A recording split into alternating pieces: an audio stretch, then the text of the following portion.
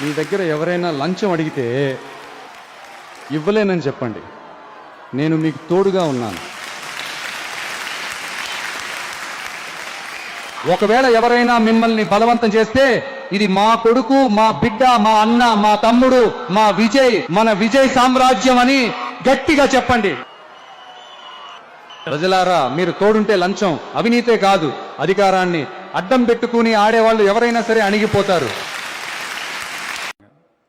சரிங்க, கூட்டம் கொஞ்சம் ஜாஸ்தியா இருக்கு, லேட் ஆயிடுச்சு, வராதீங்க அப்படின்ட்டு. So we had no choice. Police சொன்னால் நம்ம அதை ஒபே பண்ணி தானே ஆகணும். அதே நேரத்தில் பெரம்பலூர் மக்களோட அந்த சேஃப்டியும் மைண்டில் எடுத்துக்கிட்டு ஒரு மன வலியோடவே திரும்ப போயிட்டோம். அதுக்கப்புறம் பெரம்பலூர் தொகுதி மக்களுக்கு மன்னிப்பும் கேட்டோம். அதே மாதிரி நாமக்கல் அந்த மீட்டிங் முடிச்சுட்டு கரூர் வரும்போது அந்த கரூர் போலீஸ் எங்களை அலர்ட் பண்ணியிருக்கலாம்ல.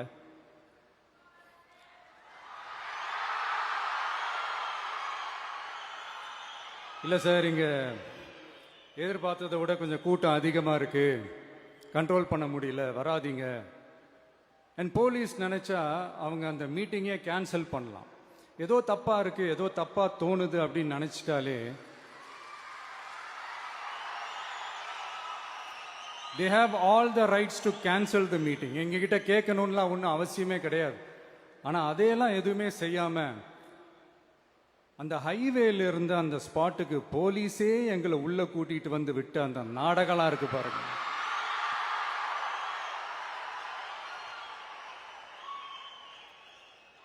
நம்பிட்டேங்க, முழுசா நம்பிட்டேன். உங்ககிட்ட யாராவது லஞ்சம் ஏதாவது கேட்டாங்கன்னா கொடுக்க முடியாது சொல்லுங்க, நான் இருக்கேன் உங்களோட. அப்படியே யாராவது ஃபோர்ஸ் பண்ணாங்கன்னா இது எங்க மகன், எங்க புள்ள, எங்க அண்ணன், எங்க தம்பி, எங்க விஜய், எங்க விஜயோட ஆட்சின்னு ஸ்ட்ராங்கா சொல்லுங்க.